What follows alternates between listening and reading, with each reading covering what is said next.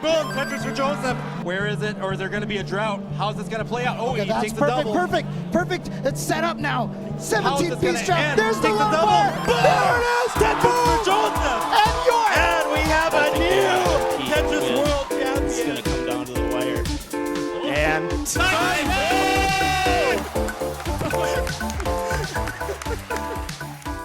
Why would you play the same game, even the same level, over and over again just to improve your best time by 2 milliseconds? What is it about being the fastest of all? What is it about spending hundreds of hours to study a certain video game pixel by pixel? Let's have a deeper look at the history of speedrunning and the way it shaped and developed the gaming community forever. Welcome.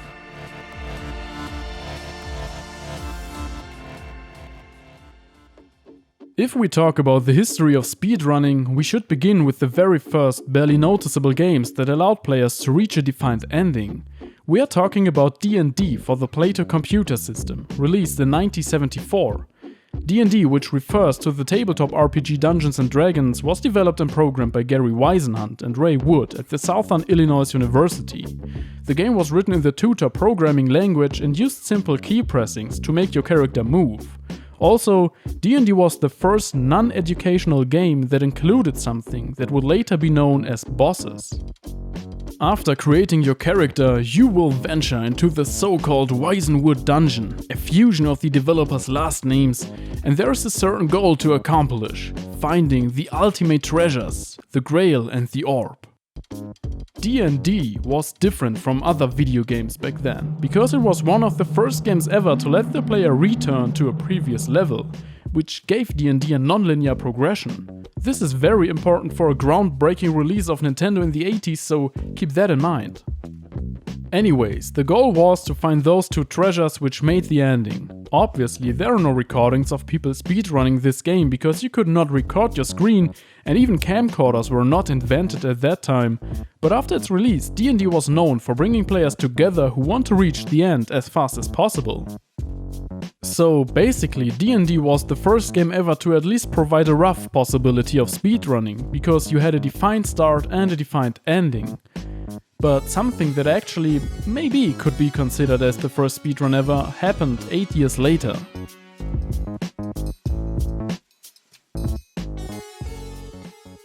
For 35 years, Todd Rogers held a seemingly unachievable world record in the video game Dragster for the Atari 26 system, before it got declared as impossible in early 2018, but one after another. You should remember, gaming was different in the 80s, and for today's gamers those video games may look like a joke, especially when it comes to speedrunning. In 1980, Activision released Dragster, to not say it's a copy, an adaptation of the 3 years earlier released game Drag Race, which was developed by Key Games. Drag Race was an arcade game and could be played against real competitors or the computer. You have to arrive the checkered flag as first to win, and the mechanic of the game is to accelerate your car as fast as possible without blowing up the engine. The key elements of Drag Race are the clutch and shifting, because only a good time shift into the next gear would make your car faster. If you shift too fast, you will lose because your engine blows up.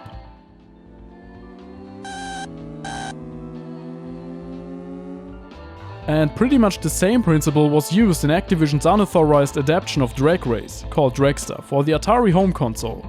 1982, Todd Rogers claimed to have broken the world record for Dragster with an outstanding time of 5.51 seconds. No one before and no one after ever reached this time again.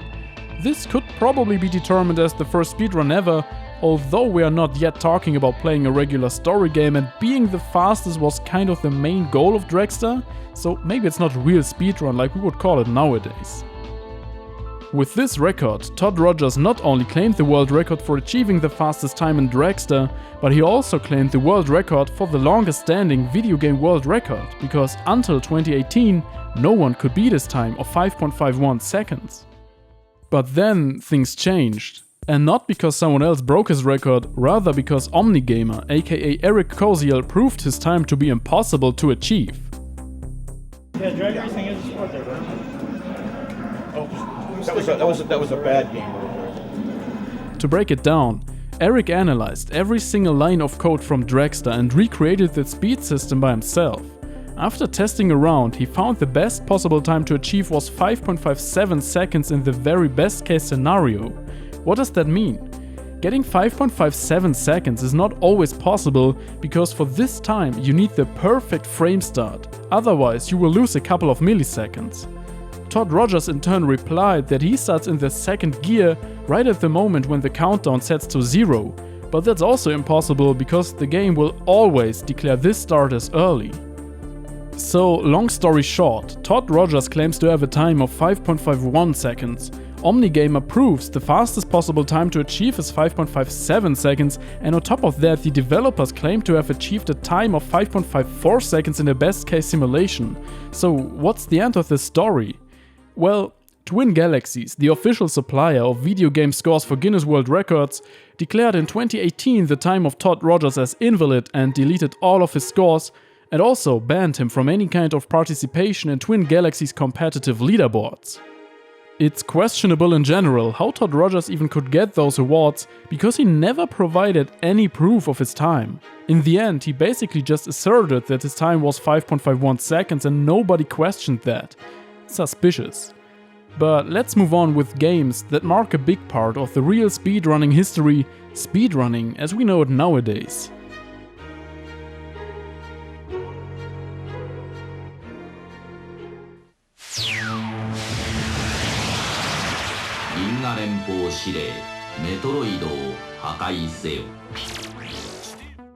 All the time before Metroid was released, video games gave you straight metrics you needed to beat. Most arcade games provided with high scores and motivation to beat that score, other games had a timer counting down which encouraged the players to beat their time. You, as a player, always did exactly what the game demanded from you. This changed with the release of Metroid in 1986 for the Nintendo Entertainment System.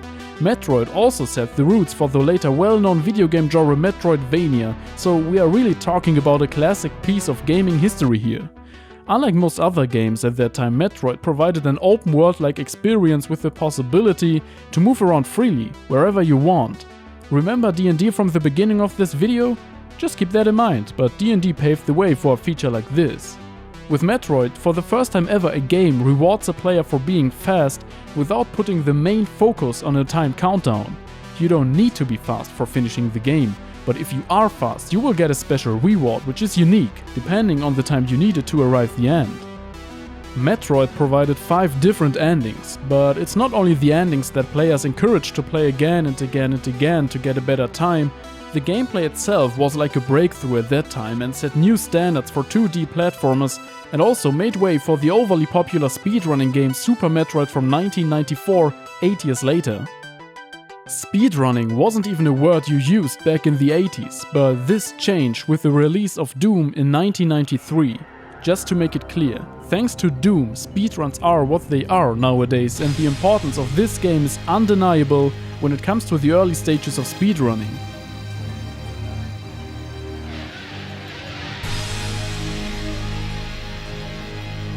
Mainly, but not only, because of the in-game recording feature that allowed easy sharing of your gameplay.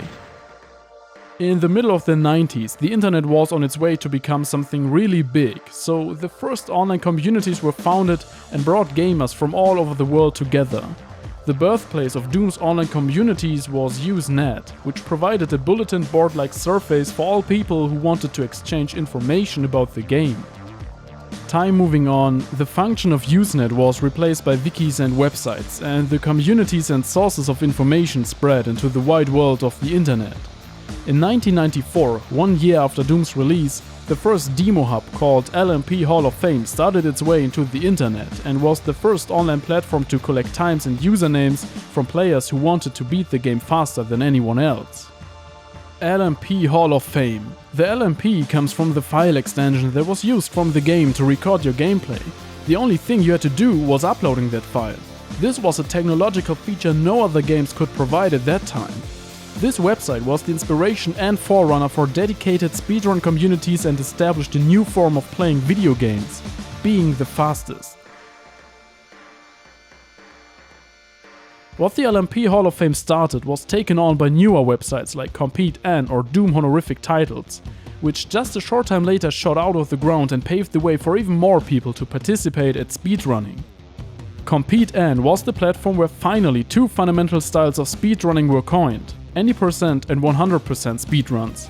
Additionally, CompeteN and DHT made the feature of having different categories popular to make speedruns even harder and more exciting. One of the most famous categories was the so-called Tyson mode, named after the boxer Mike Tyson. To become part of this category, you had to kill all monsters on the map only with your bare fists and a pistol. It didn't take long until more and more games fell in the eye of dedicated players to be speedrunned. For example, Quake, which was released in 1996 and developed by the same studio that created Doom, ID Software. There was only one big problem that almost all other games had back then. You couldn't prove your time. Yes, Doom and Quake had the great feature of recording your gameplay, but this was a unique feature almost no other video game could provide. In the late 90s already existed speedrun communities for all kinds of games, from Mario Kart 64 to Super Metroid GoldenEye and more. By the way, all of these games had built-in timers which made it easy to capture your time. This is important for later, so keep that in mind. Talking of Mario Kart 64, there has been a Nintendo 64 dedicated website for speedruns which was even affiliated with Twin Galaxies. Remember from the Todd Rogers story? N64HS collected high scores in speedruns from all kind of N64 games and only approved them if you could send an image of your score via email to the site admin. Later on, N64HS expanded their rankings for GameCube and even for Nintendo Wii, but in the end the website was closed down in early 2011 after being inactive for almost 2 years. So the only speedruns that were available in video form came from Doom or Quake. If you wanted to show off your skills in other video games, you needed to hope for big video game magazines to start a contest. Then you could record your gameplay via DVD recorder and send it to the studio of the magazine, hoping that the journalist who viewed your DVD actually understood what was going on. If you were lucky enough, your name would be printed in the next edition of the magazine, but most of the times nothing happened. Also, the only person who actually saw the run was the journalist. No one else had the possibility to watch your gameplay. Just very few people were able to record their gameplay with a DVD recorder in the early 90s. And even then, there needed to be a way of showing off this gameplay to someone who evaluates the video material, since most communities came together in online forums which are focused on text-based discussions. There simply wasn't a platform that was fully dedicated to speedruns only to give all users the opportunity to share their times in an organized way. So it definitely needed a change, and this change was about to happen soon.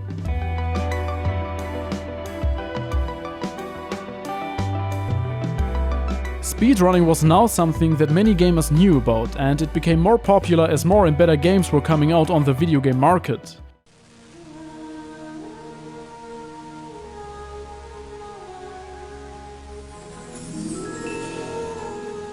Newer consoles, better graphics, more precise controls. Everything was stepping up, so it needed a new platform. A better platform than ever before for speedrunners.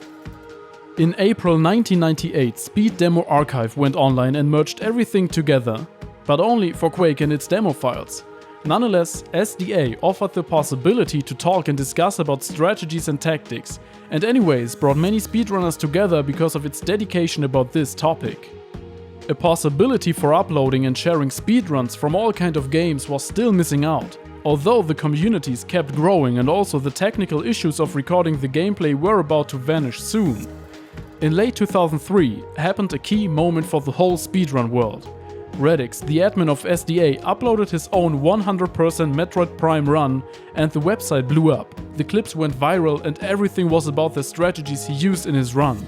Just a little later in early 2004, Radix finally opened SDA for other games, and SDA became even bigger and more important for speedrunners than ever before. As more and more people got to prove their times with video evidence, speedrunning became more and more competitive. Just a reminder, before having the possibility of uploading your gameplay, most speedrun times were posted in online communities without a visual improvement. Instead, the players used to give very detailed descriptions about their proceeding, and since the community itself wasn't too big, you could rely on those times in most cases. Speedrunning was growing, but of course the size of the speedrunning communities wasn't even comparable with today's dimensions. So you can tell, SDA became a milestone.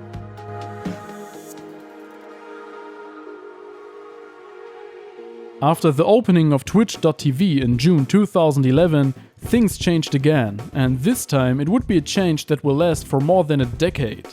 Talking about the history of video game live streaming is complex enough to create a whole video about this topic itself.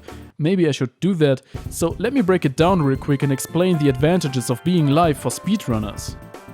Before Twitch even existed, Justin.tv, which was launched in 2007, was the go-to platform for live broadcasts in the internet.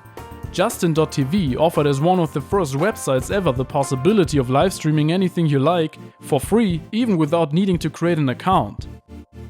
As the platform received more attention and the gaming category grew, the administration decided to create a second platform dedicated to gaming only, called Twitch.tv. The rest is history, as you might know.